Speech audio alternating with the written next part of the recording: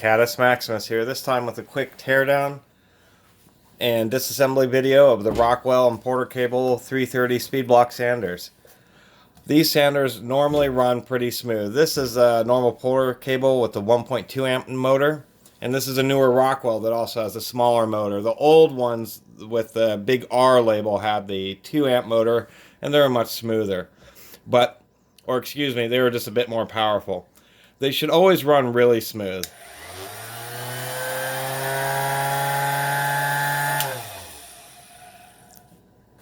They shouldn't vibrate violently, and if you've replaced the bearings or re-greased the bearings, you may have got too much grease in there, or they may not have been seated properly. One thing to take note of is that the motors spin clockwise.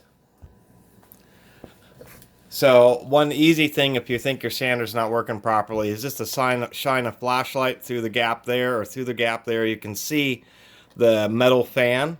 It's right about here. And make sure that it's spinning this direction. So if you're holding the tool and looking down through with the flashlight, make sure the fan is going that direction. The blades are angled like this, so they scoop air from the inside and throw it out. So make sure it's going this direction. We'll just do a quick disassembly on this other unit. We'll just start with the top. This doesn't have a power cord in it, but this will make it a little faster and easier.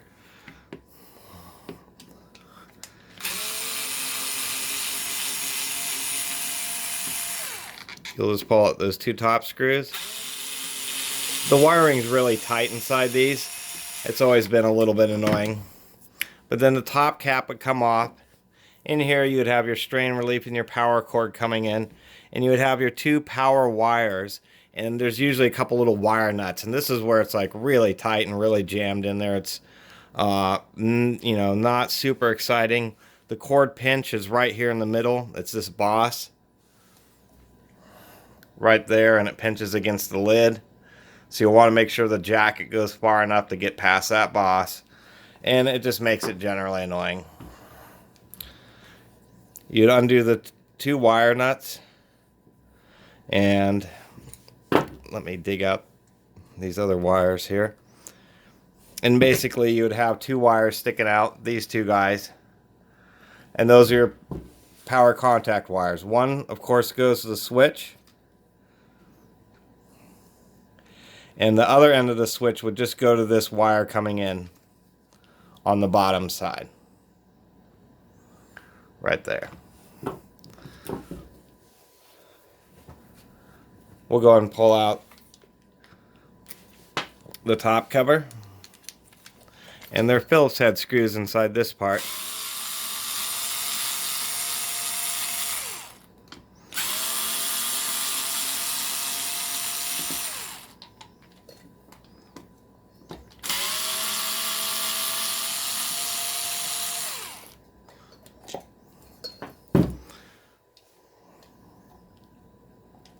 Get those screws out of there. At this point, you should be able just to lift the top cover off, and it's just a plastic shell.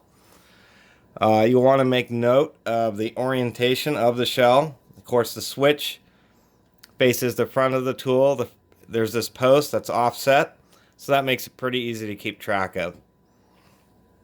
The post faces down, the switch faces, or the post is offset to the bottom side, this faces the top side. So this is just the inside of the tool. It really is all metal inside to maintain precision bearing alignment. If for some reason you find that the motor is running the wrong direction, here you can see the fan better. It turns, if you're holding it upside down, you can see that it would turn in this direction.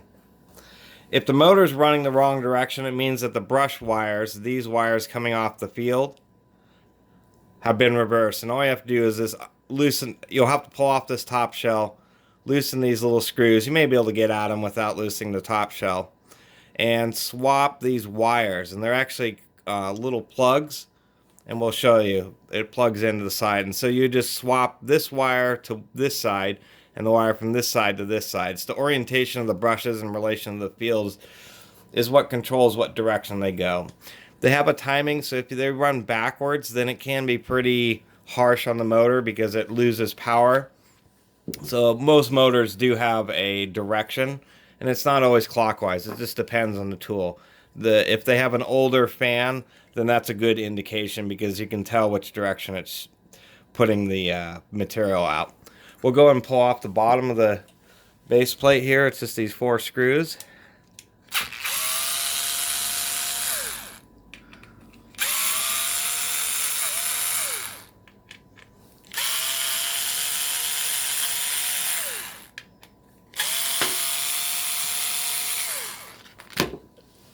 There's the base plate. In here, there's an Allen screw. In the bottom here, you'll have a 5/32 Allen screw. And the motor will want to turn, so you'll just have to... It's usually not in there very tight. Usually I can just stick my fingers into the fan.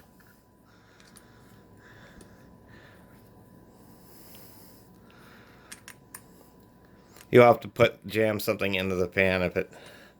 So it depends on how it unscrews. I've had this one apart.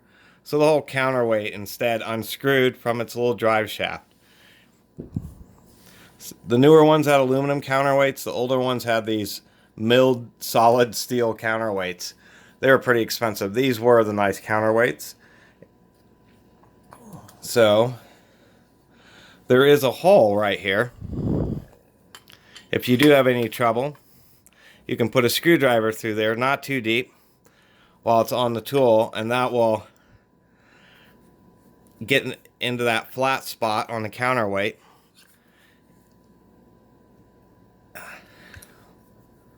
And allow you to unscrew this. This screw is pretty tight. There we go. That will allow you to unscrew the bottom plate lock screw. It's really short. There's a special washer. There's the offset. That's what makes it orbit. Right there. And that just pops out. There's the counterweight. And this one I have re-greased. You don't want to put too much grease. If you can't, afford or it's difficult to order the bearings, you can use like a razor blade and pop off the seals. Just make sure they're cleaned out super good and put in just a little bit of grease. Otherwise they start to overheat. There's a snap ring that holds in the bearing. Otherwise you can easily just pop it out. And that's all there really is to the base plate and the counterweight. Those would be 2 of the bearings I would check. Make sure that there isn't a bunch of junk built up inside the counterweight or along the post where it's starting to rub. That can slow it down and make it vibrate. Make sure that these rubber posts still are flexible. If they're really rigid, that'll make it vibrate. And make sure that this drive shaft hasn't deteriorated. This is like a rubberized drive shaft. And that helps isolate vibration, but it can have issues. And you can just use a pair of pliers to unscrew that to scrab along the base there.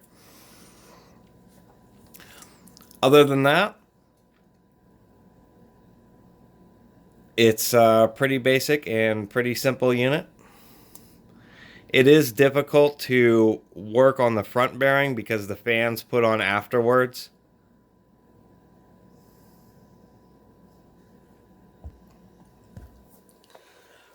That's pretty much all that's necessary for this teardown. There's just 3 screws that hold this top cap on. Once you get those loose, it can be a little delicate getting this cap off. It does have a machine surface. That's how it maintains alignment with the bearings.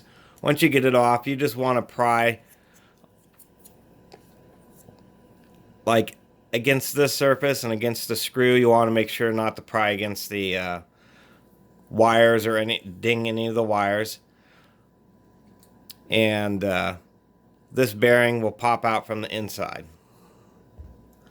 That will give you a little bit of extra space so you can loosen the 2 screws and the brushes, and all the wiring will all come out with this unit.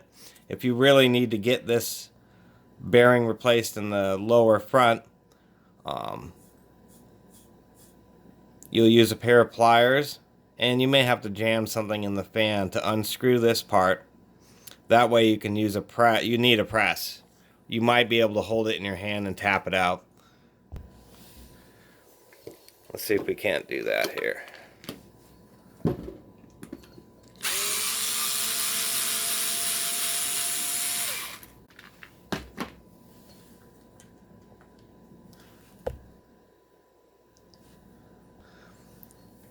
Oops, we had a video thing there.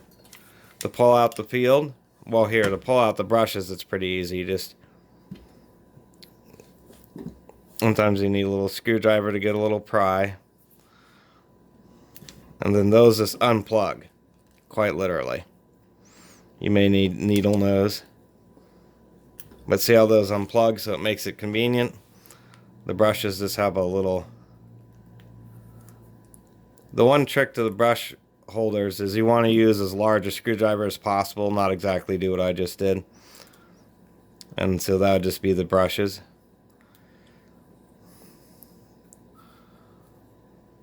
We'll go ahead and keep them together in this.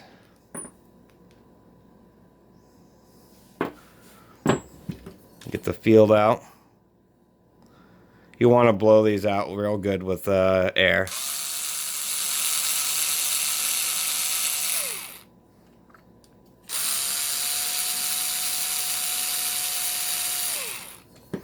Here's the field, 2 little screws, and the field will just pop out.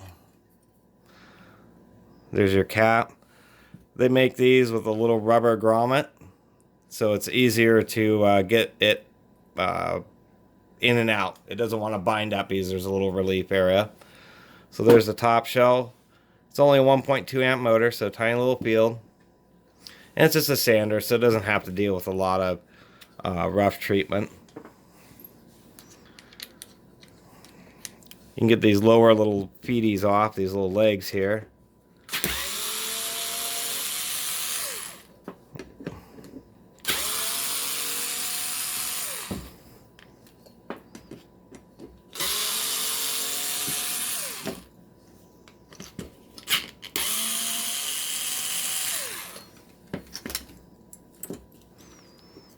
There are these little paper things. They're like little dust shields. So you want to make sure to keep track of those. These holes aren't in an exact square. They're kind of in a rectangular shape. So you got 2 posts like this and then 2 on the other side. And these are just like recycled rubber posts. They're kind of weird. They pretty much last forever. I've never seen a bad one. So we have to get a pair of pliers to loosen this.